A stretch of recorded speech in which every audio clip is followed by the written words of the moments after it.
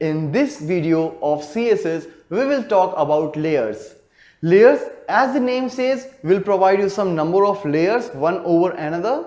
So basically, it will give you the options, or it will give you a look and feel of the third coordinate, that is the Z index.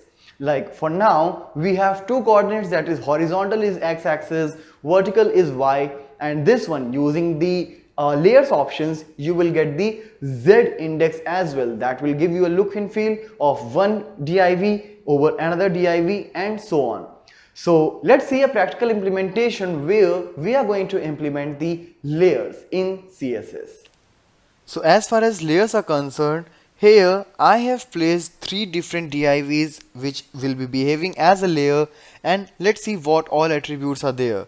So all three divs are of different color like green, red and yellow with the same dimensions, mean the same height and width, that is 300 width and 100 height, and all are having absolute positioning which we have already discussed, and accordingly I have placed them in a different position like top 0 pixel, left 120, similarly red is having top 40, left 80, and yellow is top 80 and left 40. So accordingly they will be placed, but since they are layer, so I have to tell like which layer will be above which particular one.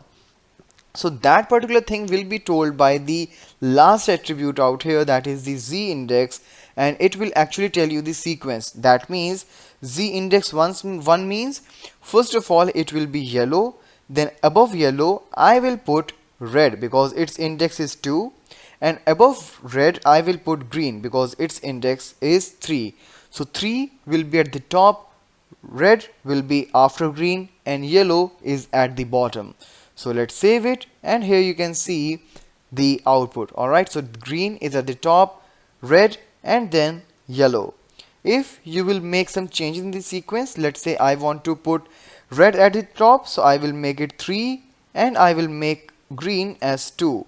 So when I will save, you will see that red is at the topmost position. Alright, so these are the things which you can do while working with the third layer, means the third index.